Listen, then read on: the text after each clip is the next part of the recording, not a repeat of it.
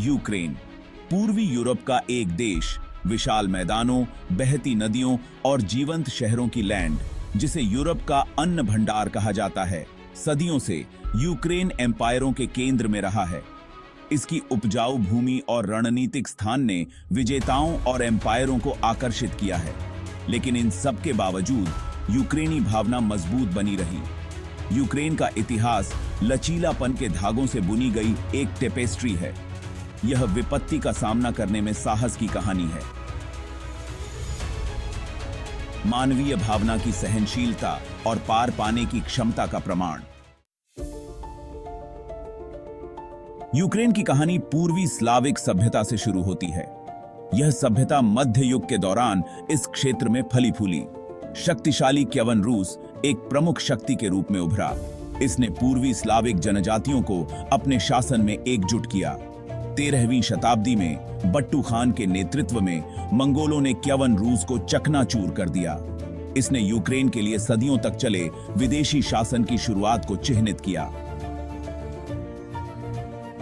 Polish लिथुआनियाई राष्ट्रमंडल और बाद में रूसी साम्राज्य ने यूक्रेनी भूमि पर अपना प्रभाव डाला। क्यवन रूस की राख से एक नई ताकत का उदय हुआ, कॉसैक्स। ये उग्र योद्धा और कुशल घुड़सवार यूक्रेनी प्रतिरोध के प्रतीक बन गए। उन्होंने मध्य यूक्रेन में एक स्वशासित क्षेत्र जेपोरिजियनसिच में एक गढ़ की स्थापना की। कॉसैक्स अपनी अदम्य भावना और स्वतंत्रता के प्रति प्रेम के साथ यूक्रेन की राष्ट्रीय पहचान का अभिन्न अंग बन गए। उन्होंने विदेशी वर्चस्व के खिलाफ स्वायत्तता और यूक्रेनी संस्कृति के संरक्षण के लिए लड़ाई लड़ी। भाग 4, यूनियनर्स के निशान, वर्ल्ड युद्ध और उनके बाद। 20वीं शताब्दी यूक्रेन के लिए नई चुनौतियां लेकर आई। रूसी क्रांति और उसके बाद के रूसी गृहयुद्ध ने यूक्रेन को प्रतिस्पर्धी स्ट्रेंथों के बीच युद्ध में फंसा हुआ देखा। रूसी क्रांति के बाद यूक्रेन ने स्वतंत्रता की एक संक्षिप्त अवधि का अनुभव किया, लेकिन यह अल्पकालिक था। सोवियत संघ ने यूक्रेन को अपने गणराज्यों में से एक के रूप में अवशोषित कर लिया। इससे उत्पीड़न का दौर आया और सोवियत शासन द्वारा रचित एक मानव निर्मित अकाल, होलोडोमोर का दौर आया।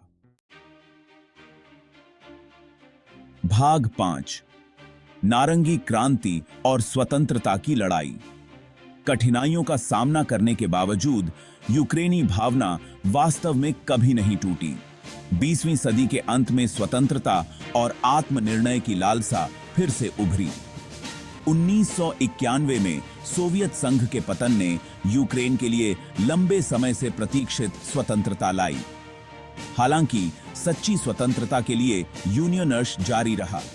2004 में नारंगी क्रांति, विरोध और राजनीतिक घटनाओं की एक श्रृंखला ने लोकतंत्र के प्रति यूक्रेनी लोगों की अटूट प्रतिबद्धता का प्रदर्शन किया। लोकतंत्र के प्रति की। भाग 6, अमर भावना, लचीलापन की विरासत। यूक्रेन की यात्रा कठिन रही है, जो विजय और त्रासदी दोनों से चिह्नित है। फिर भी इन सब के बावजूद यूक्रेनी लोगों ने उल्लेखनीय लचीलापन दिखाया है। यूक्रेन की भावना उसके लोगों में सन्निहित है। उनकी ताकत, दृढ़ संकल्प और स्वतंत्रता के अपने अधिकार में अटूट विश्वास दुनिया को प्रेरित करते रहते हैं। क्या आप जानते हैं, यूक्रेन दुनिया के सबसे बड़े सूरजमुखी के बीज उत्पादक उद्योग का घर है। यह सरल सा तथ्य यूक्रेन के लचीलापन के बारे में बहुत कुछ कहता है। प्रतिकूलता का सामना करने पर भी जीवन और आशा पनपने का रास्ता खोज लेते हैं। अगर आपको यह कहानी प्रेरणादायक लगी हो तो कृपया हमारे चैनल को लाइक, शेयर, कमेंट और सब्सक्राइब करें।